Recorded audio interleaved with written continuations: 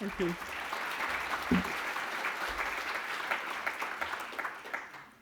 So first of all, I'd like to say thank you so much for inviting me here today. I have to say I love coming to Down in Connor because it's always such a warm and uplifting experience. And it's good for us all to be here together and to see the signs of hope, even amidst the challenges. Up there on the screen, that's my daughter Robin and her not quite a year old husband. They've been married a year in August. So what I'm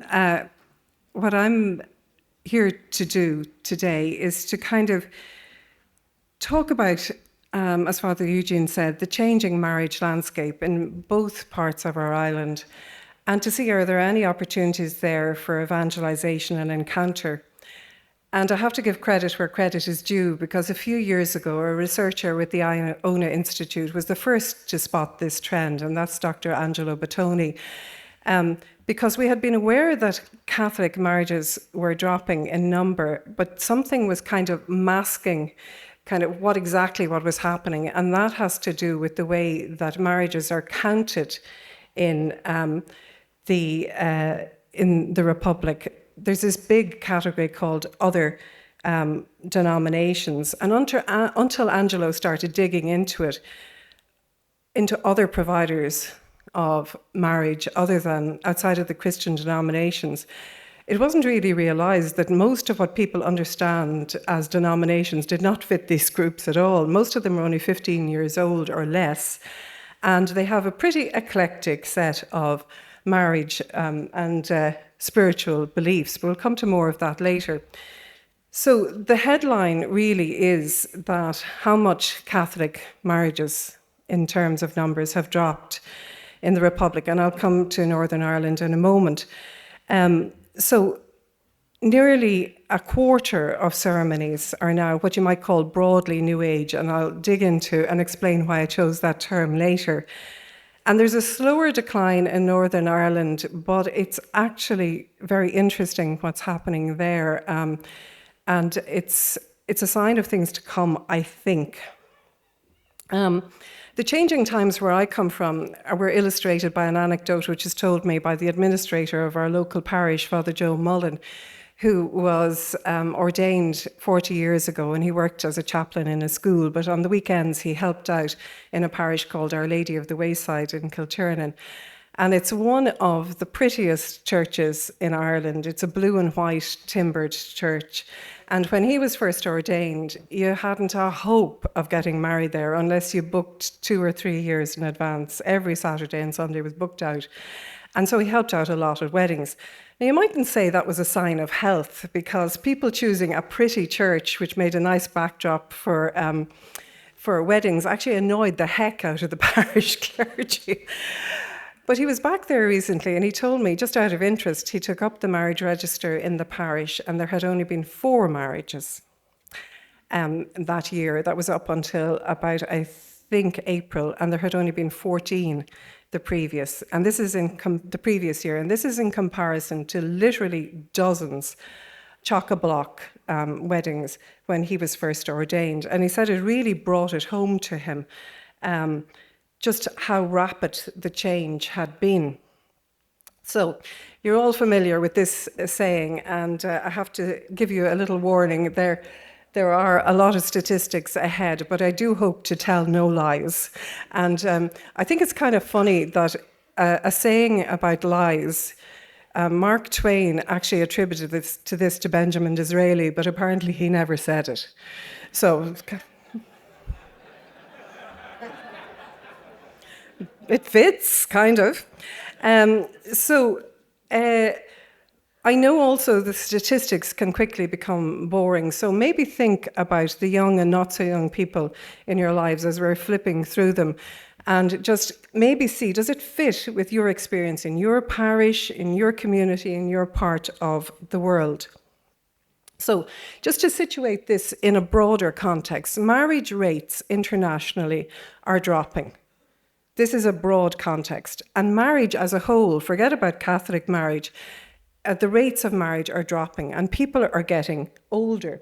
So these are the stats from the Republic of Ireland, and you'll notice you won't see 2020 anywhere on my slides because that was the year of the plague. And no one was getting married unless they were really diehards, and then there was a bit of an upsurge afterwards and then things leveled off.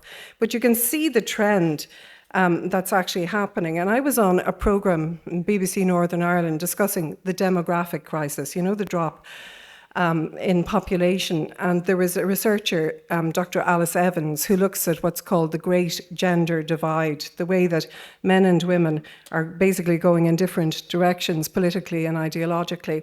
And she linked it to what she called the great decoupling. In other words, people are more and more living alone.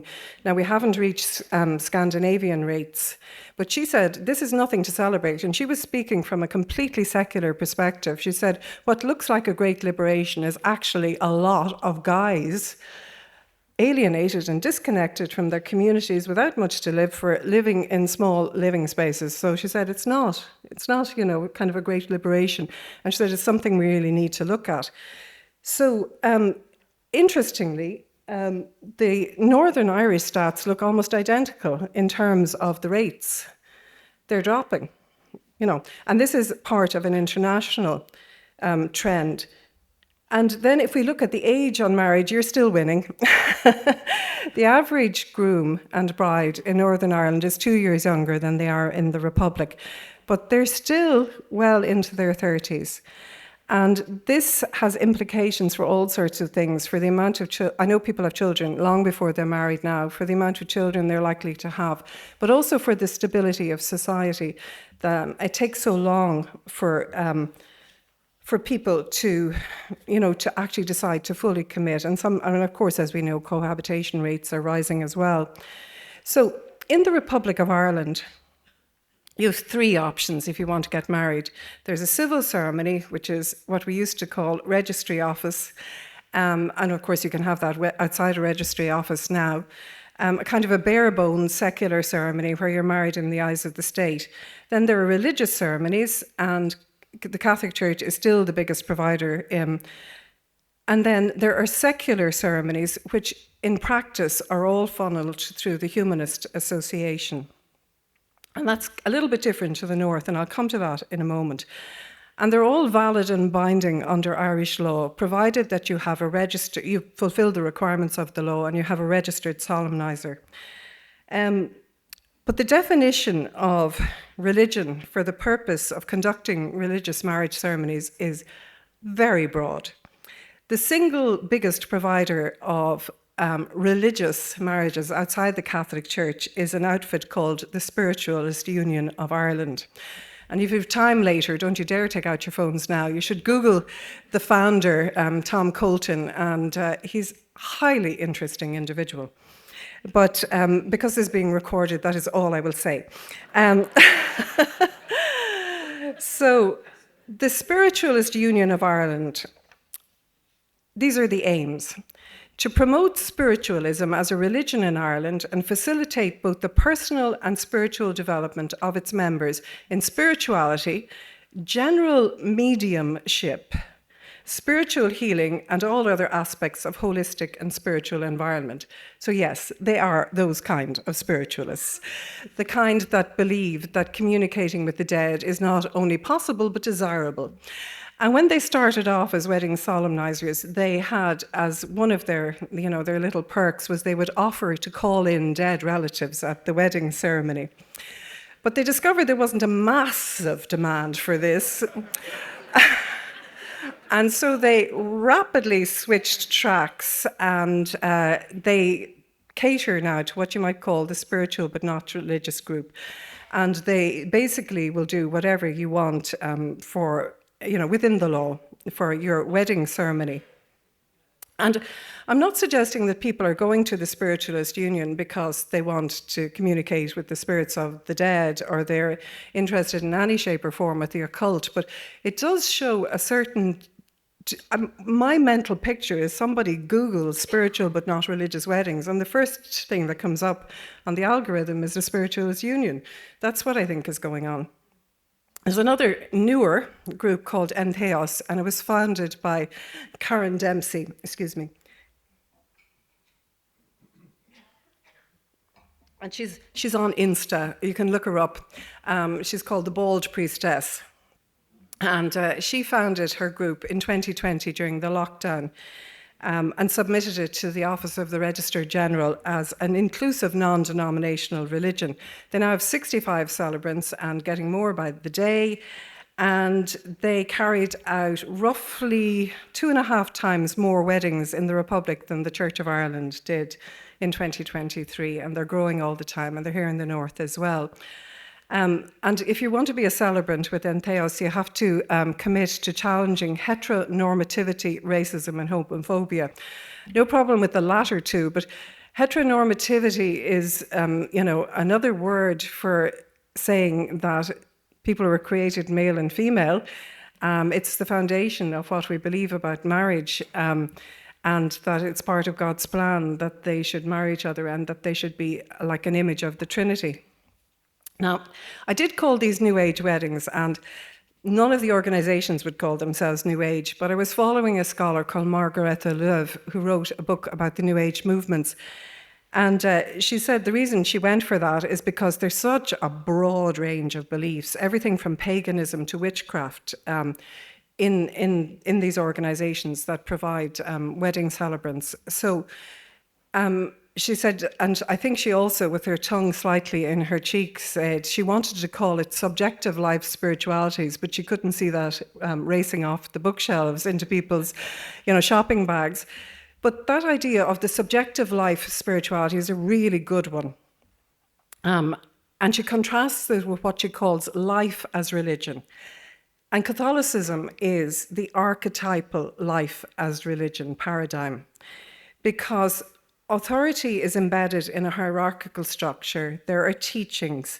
The individual is expected to adhere to a preordained system of beliefs and values, and in the case of Catholicism, sacraments, that are centered around the person of our Lord Jesus Christ and the fact that he loved us enough to sacrifice himself. And the whole, it's a package.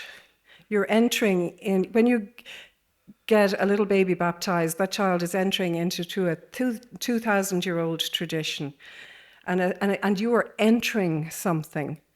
Whereas a subjective life spirituality she describes as, it's an emphasis on the individual self as the authority, agent, and goal of spiritual practices. So what you want and what you want to subscribe to, that you are the authority on that, you are the agent choosing to participate or not, and the goal is spiritual enlightenment or personal growth or whatever. And so basically, in subjective life spiritualities, everyone is their own pope. So let's have a little look at marriage in Northern Ireland. So there are only two options here, and this was because an interesting court case that happened in 2017. So you can either have the civil ceremony, or you can have a religious or a belief ceremony. And the belief ceremony is de facto a humanist ceremony.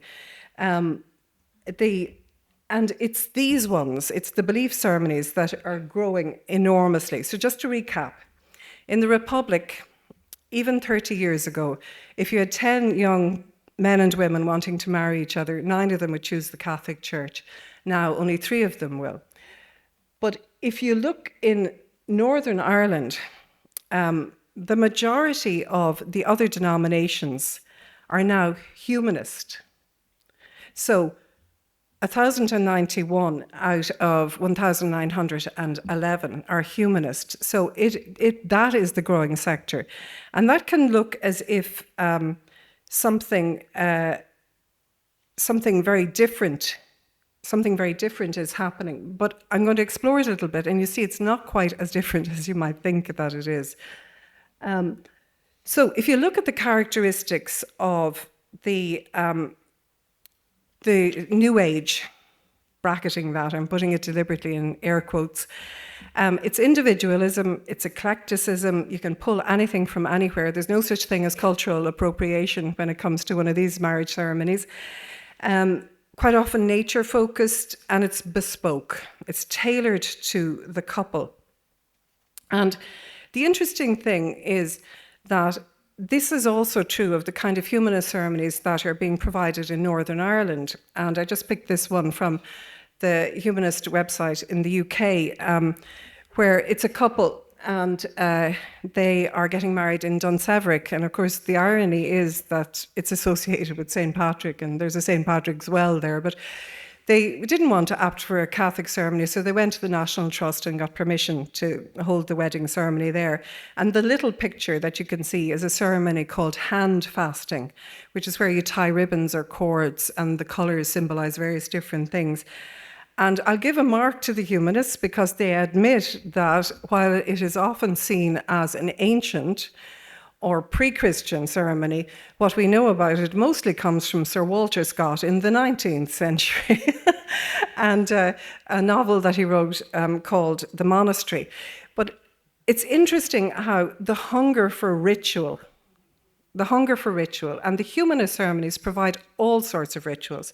Lighting candles, just like you might at the beginning of a Catholic wedding, pouring different colours of sand that might symbolise the bride and groom, or they might symbolise their children, and so on.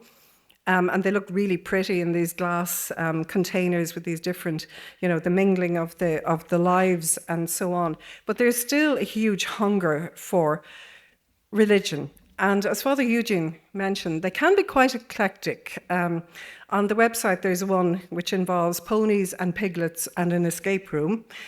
But I think I can top Father Eugene, because I once attended a non-religious wedding where the theme was a murder mystery. Do you know how they operate? Do you know how murder mysteries work? You have to find the killer, and my husband was the killer. And the reading at the actual ceremony, one of the readings at the ceremony was from Thomas the Tank Engine. So I think I win. If you look at the top of this slide, it's from the Spiritualist Union, and it's creating ceremonies with you, for you, and about you. And I don't know, but that to me has a weird ring of through him, with him, in him, even though it's obviously the diametric opposite, because it's a modern take on marriage, that it's personalised, individualised, expressive, rather than taking part in a community where traditions already exist. So just taking a little closer look then at the stats, you can see that civil marriages are very high. Roman Catholics still quite respectable. Some of the Christian denominations are basically disappearing, but there is a big, healthy chunk of humanist weddings, 13.7%. So that's a large and respectable number. I'm sorry this is a bit difficult to read, but the one thing you can pull out of it is that in 2005, there were 3,047 Roman Catholic marriages, and that they had dropped by 2023 to 1,179. And if you look out on this, I'm very bad at my left and right. This is my left, okay? The left side. Oh no, we're into this, my right, left, your right. So forget about it, I'm just going to tell you. So the civil marriages have gone up a bit, but the other denominations have exploded. And if I just pulled out the Catholic versus the other denominations. So overall, since 2005, there's been a 38% drop, and there's been 340% rise in the other denominations.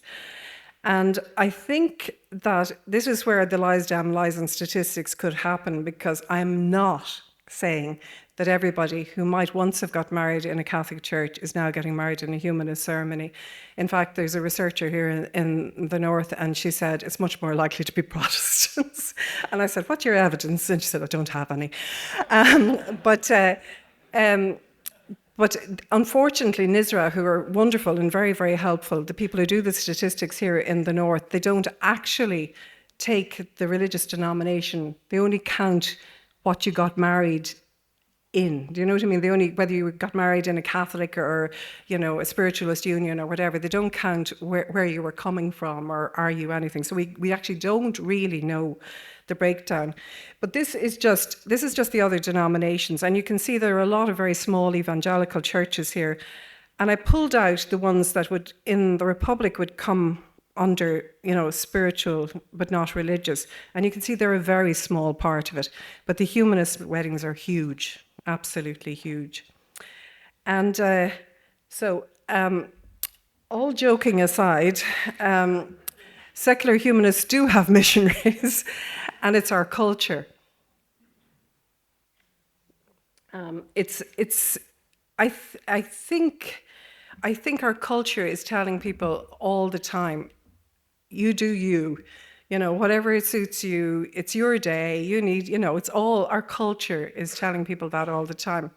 I also think for a long time I underestimated the impact of the clerical sexual abuse scandals, because for myself and for most of the important people that I hang out with, we were outraged, we were disgusted, we were ashamed, we were let down, but it was never going to hit our fundamental faith. I think that made me underestimate the impact on what you might call the marginal Catholic, the person who was maybe just hanging on there by the fingernails, or already had reasons to dislike the church, or didn't have that, deeper grounding in the first place. And of course, the other massive cultural thing is the idea of expressive individualism, that you create your identity rather than discovering it. And Father Michael mentioned earlier that great saying from Catherine of Siena, be who God meant you to be and you'll set the world on fire. And I hope I don't break all your hearts when I say that was a paraphrase by St. John Paul. The original one is, be who God meant you to be and you'll set all Italy on fire. So I think we can see why St. John Paul paraphrased it. But the idea is still really valid. You are becoming who God meant you to be. You're unfolding according to his plan. And that's quite countercultural in the world that we live in. And there's a huge pressure on young people in particular. They almost feel like they have to create their identity de novo. They have to, assemble an identity rather than discovering who they are. It's a very profound cultural shift. And mind you, there are also commercial pressures. When my son-in-law, my very new son-in-law, and my daughter were searching for wedding venues, everywhere they went, practically the first thing they said is, we're having a church wedding and we don't need to see the venue where, you can hold alternative wedding ceremonies. And so everyone would smile and very nicely and then bring them to see the alternative wedding venue, which all looked startlingly like churches. They had centre aisles, they had seats laid out in what, could have been pews. They had tables that looked suspiciously like altars, and one even had an ambo. And they would very politely say, no, we're fine, thank you, we're good. But you can actually see the pressure. And if you were wavering, like the simplicity of it, you get up in the morning, go down to your breakfast, and it's all in the same spot. You can see why it's attractive. And the more people opt from it, the more it becomes normalized.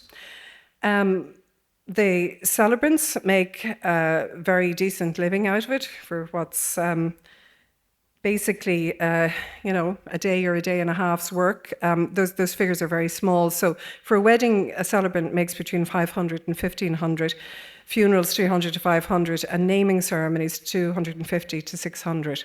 So it's a good living.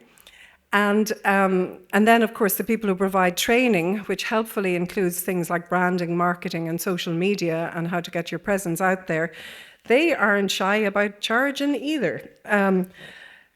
Mind you, speaking of commercial aspects, I was very shocked a few years ago when a colleague told me that she was getting married on Good Friday because it was the cheapest day of the year.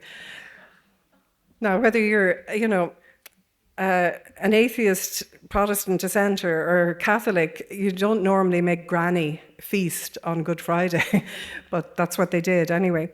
And here in Northern Ireland, the fees are pretty much the same, and it must be really galling for the priests here with us today. I'm sure you've all had the experience of the look of shock on some young people's faces or not so young people nowadays, when they discover that there is a contribution expected because they thought it would be free. So it is, in moments of weakness, I sometimes say to my husband, I'd be a brilliant alternative wedding celebrant and we could be rich. I said, darn it. Not an option, really. But yeah, so that's, and obviously this trend is going to continue and it's going to go into other areas. We've already got the funerals, the naming ceremonies. I was tickled at seeing a renewal of vows. They do renewal of vows ceremonies, like presumably the vows to each other that they're renewing. And then we come to kind of, I suppose, the meat, the big why. Why is this happening? And why do we think it matters? From one perspective, you could say it's a good thing, and I'm in sympathy with this viewpoint, that it's a good thing if people don't believe, that they don't go through a hypocritical, version of a ceremony. I think it's better if people are actually opting and not being nudged gently by the hotel in the direction of it. I think there are positive aspects to it. And Dr. Hugh Turpin, in his book Unholy Catholic Ireland, talks about people who are lapsed or non-believers, and he says they're well fit to participate in a nostalgic, expedient or instrumental manner when it suits them. Now, we don't want people participating in a nostalgic fashion and then never darken the door again except for christenings, First Holy Communions, confirmations, funerals and other people's weddings. We don't want them participating in an expedient fashion. It'll get mammy or granny off my back if we just do this. And we don't want it in an instrumental manner. Archbishop Emeritus Dermot Martin, at the first synodal meeting in Rome, was in a small group with a Greek bishop who told him that the Catholic churches can't keep up with the amount of Irish weddings on the islands. It's all organised by wedding planners. And okay, maybe I'm being, maybe a lot of those people, it is a sincere thing and they do want to have a Catholic marriage. But the Greek bishop was worried that it was just a colourful place to have a ceremony. And as early as 1977, the International Theological Commission, referring to the sacrament of marriage, talked about the problem of baptized non-believers. Baptized non-believers who request the sacrament of marriage. And they said this raises profound new questions, and they didn't give us any profound new answers. So they had another crack at it in 2020 in the context of the sacraments in general. And again, they didn't give any pat answers, which is exactly what you would hope, but they said there were two extremes to be avoided. One extreme is that every Catholic marriage is automatically valid if the people are baptized, and in a sense, the faith of the church is covering them. So that means all Catholic marriages are automatically valid. And then the other extreme is any evidence of a lack of faith invalidates the marriage. And you do remember when Pope Francis, in his inimitable manner, mused aloud as to whether the majority of Catholic marriages were invalid. But I suppose most of us who actually live in Catholic marriages know that a lot of us are muddling along and we have our good days and our bad days and we're trying. But Catholic marriage only makes sense as part of a whole package, a whole worldview, based on the idea that a transcendent God wants to love us into life. And there might be loads of reasons why people don't have a sense of that reality. Maybe they have grown up in a family where there's no faith, or they grew up in a family where people did their best, but they never chatted things out. They never gave them really strong foundation for why they believed. They just hoped it would be caught. Maybe their school, said religion is being nice to other people. There's lots of reasons. So while Catholic marriage shouldn't take place without a minimum understanding of the sacrament, or definitely not if there's a clear rejection of the teaching, we also need to realise that marriage can bring with it its own graces, and that what starts off as very weak can grow, that the Spirit can be present. And I think anything we can do as parishes to strengthen Catholic marriage at any stage, I think will help people to understand more the why of Catholic marriage. So, in terms of responses, I think we have to, at all costs, avoid pandering or watering down what the church has to offer. The Catholic view of marriage is a contribution to society and the stability of society, not least because of the strong shelter which it offers to children. And the key difference between an alternative spiritual or humanist ceremony and a Catholic ceremony is one is all about the wedding and the other is all about the marriage and the family that will grow from it. And that's a really vital difference. And it's one that we need to emphasize to people. And I think one of our hidden strengths is marriage preparation. Now, people who are doing it on the ground say, oh my God, they resist it, they hate it, they don't want to do it. I think we need to tackle that head on. There's an assumption because people have lived together for years, they know everything about a relationship. And maybe from a positive point of view, you could market marriage preparation by saying how to make a good relationship great, or less, in a more challenging way. If you think you know all there is to know about marriage, you probably don't. And then live up to the billing. Make sure that you give something that's of value to people. A friend of mine told me that she went to her parish priest to organise getting married, and her husband happens to be a member of another world religion. And the priest said very gently to her, he said, are you sure you want a church marriage? He said, does it represent your values? And she was like, is he telling me I can't have a church marriage? And he made it very clear, no. I just want you to think about it. Is it really right for you and your partner? And she went away and she really thought about it, and she said she suddenly realised she had drifted away from her faith and had never made a decision to do it. It had just gone with the tide. And that it did actually matter to her, and it mattered enough that she wanted to celebrate her marriage in a Catholic ceremony. So by that gentle little nudge, now I could have blown up in his face and he could have ended up on Joe Duffy before he retired, But he actually helped her to deepen her understanding, deepen her consent, and to deepen the basis for this marriage, which was going to be challenging, in any manner of ways anyway. In terms of social media, it's not as easy to use as people think, but there are, lots of successful influencers with thousands of followers, some of, with dubious views, certainly, and Catholic marriage could be in there. But why not start with your own parish or diocesan, websites? And I know in the south, and I'm sure it's totally different in the north, they tend to be very factual. This is the amount of time that you need to give notice. You need to have your baptismal cert and your confirmation cert and so on. There isn't a shred of evangelization going on in the ones that I've looked at in the Republic. And people now live online. So it's an opportunity to have something there that actually promotes the difference. We're all about celebrating difference and celebrate it as something different. Now the engaging at wedding fairs, that's obviously it might seem very far down the list, but if we can go to the ploughing championship and evangelize people there, why not go where people are going, and promote something that's different.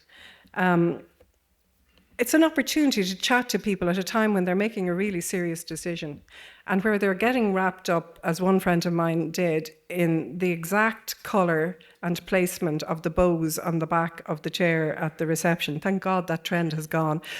But to actually help them to think about something a little bit deeper. And of course, the key thing is that people feel welcome. And I know parishes are overstretched, parish secretaries are overstretched, priests are overstretched. But as Maya Angelou did not say, I've learned that people forget what you said, people forget what you did, but people never forget how you made them feel. Apparently it was a Mormon called Carl Brainer who actually said, I'm destroying all your illusions today. But this, again, it still holds true. How people feel. Do they feel welcomed? Do they feel encouraged when they come? And then I know there is some pressure for alternative venues, but I would proceed with extreme caution. There are two dioceses that I'm aware of in the United States that do it, and there it's mostly about outdoor weddings because they have better weather than we have. And they report good results. They do say, that they've brought entire families back. I'm dubious about it. Because making it easier to get married outside a church building could be so much seen as, it's just another aspect of the day. In a way, the hurdle is to actually, to try and encourage people to take part in it. That's my husband's mobile going off.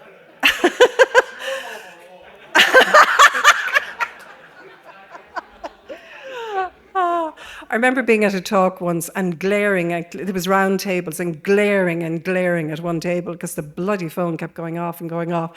And then eventually somebody held up my handbag. It was my phone at that table that I'd been glaring at. Anyway,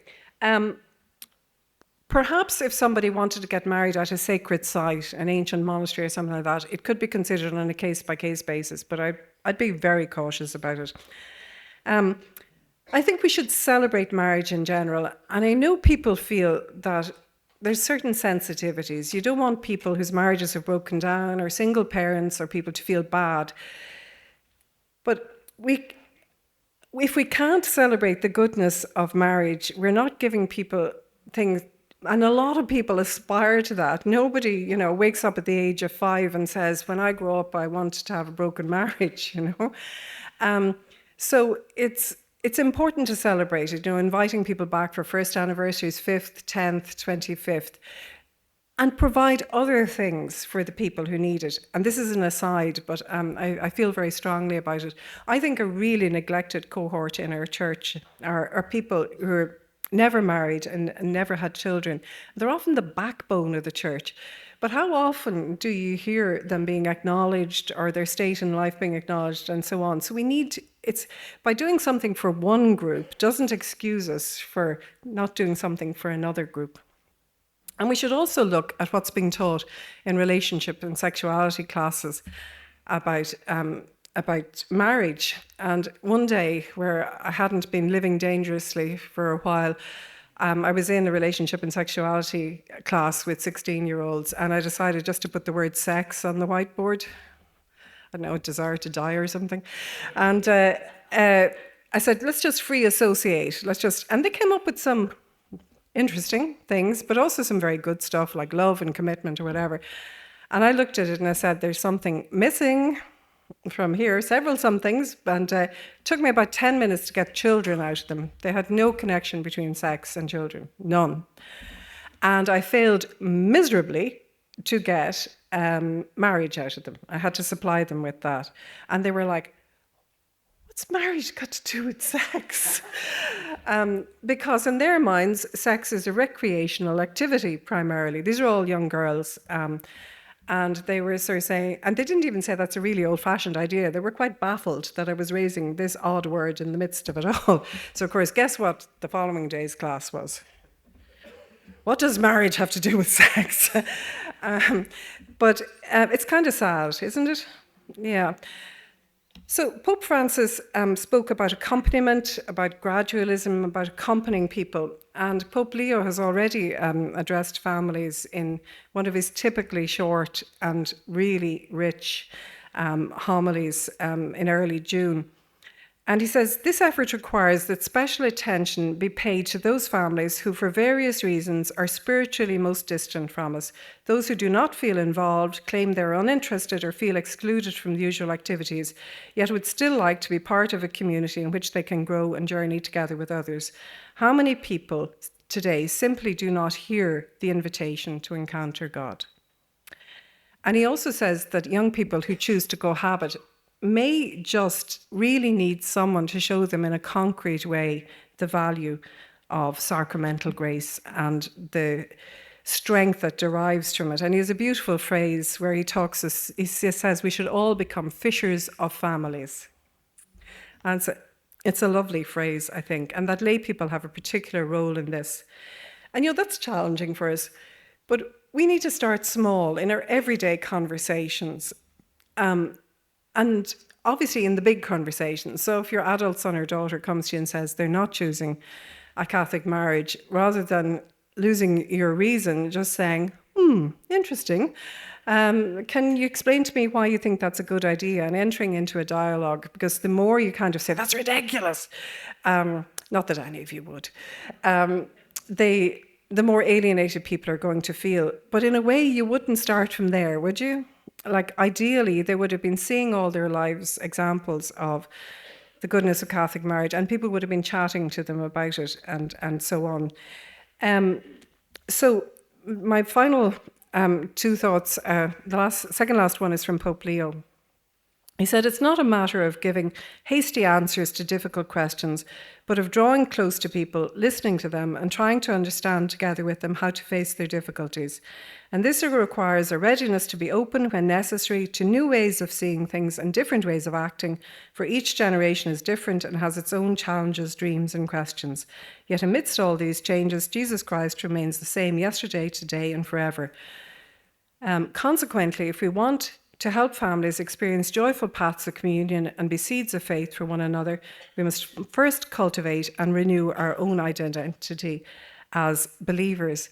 So my final thought is, a good enough Catholic marriage is a school of prayer, it's a school of forgiveness, it's a school of late night conversations, it's a school of witness. So whatever we can do, we should do it to help to strengthen Catholic marriages. Thank you.